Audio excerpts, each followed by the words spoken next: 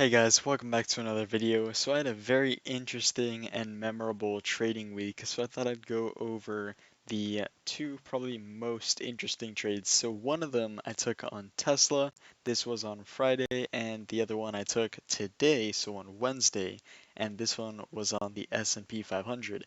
So for both of these, I was doing a day trade, so that's where I'm entering and exiting within the same day, but they both went a little differently even though I was using the same strategies. So let's start off with the SPY one. You might notice right off the bat that I closed my trade before hitting my final take profit. And while I could have made much more money if I had just waited for it to come all the way down here, it was actually a good move in the end because I would have been stopped out instead of taking a profit all the way down here. So this one was a pretty easy and direct trade. I'd say it was one of the easier setups that I've traded in the last few weeks. Basically, all we're looking for is for SPY to come up and then start making a consolidation channel. So in this case, we see some rejections here, which is followed here, here. You guys know what I'm talking about because I've made similar videos, using the same strategy. So we're just looking for a pretty obvious consolidation channel, and our entry is going to be when we see a candle close right below the consolidation channel. So I've been waiting to go short here, but as you guys can see, it's all kind of far down away from the channel, but once the candle closed right below, that's when I knew it was time to get in. So I entered 10 contracts here, and price almost stopped us out because at one point I set my stop loss to break even.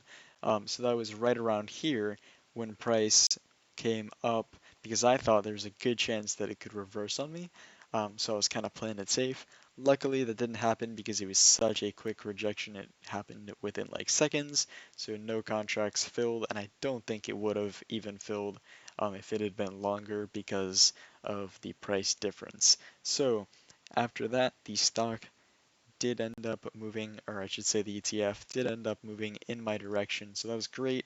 And I decided because it had kind of been moving very slowly until this move, I thought, we could be seeing another move up because of what we've been seeing already throughout the day. Because check this out, it's basically just been going up all day. We had little dips, we had small dips, but it was all just corrections for a move to the upside, and it looked like that was the better move overall because SPY kept going up after that. So that was our SPY trade. Now let's look at the Tesla trade I took on Friday. So this was a very similar strategy, but in this case, we were going long. So we were betting that the stock would go up. In this case, it is a stock and not an ETF. So this was probably the easiest setup by far because we had already seen it happen down here. So like I said, one of the main things I'm looking for is this consolidation range. Here we saw that it basically shot up as soon as it touched this consolidation range. So as soon as I saw this forming, I stretched it all the way back to see exactly, if it made sense. It did, it lined up. And so as soon as this stock closed above the consolidation range, we went long. First, we had two nice candles. I was very pleased. I exited a lot of my contracts, but then it kind of started going back and forth. So I genuinely thought, like I did in the last trade, that I would be stopped out. But in the end, it prevailed and we ended up hitting all three take profits. So that was great. Like I said, these were a little different than usual because most of the times we won't see such like diversity with like big moves and then consolidation and then big moves. Usually it's a little more direct, but I just wanted to share this video so you guys know how I predict these movements in stocks. With that being said, thank you guys for watching. Let me know if you have any questions and like and subscribe because I'll be posting these trade recaps all the time.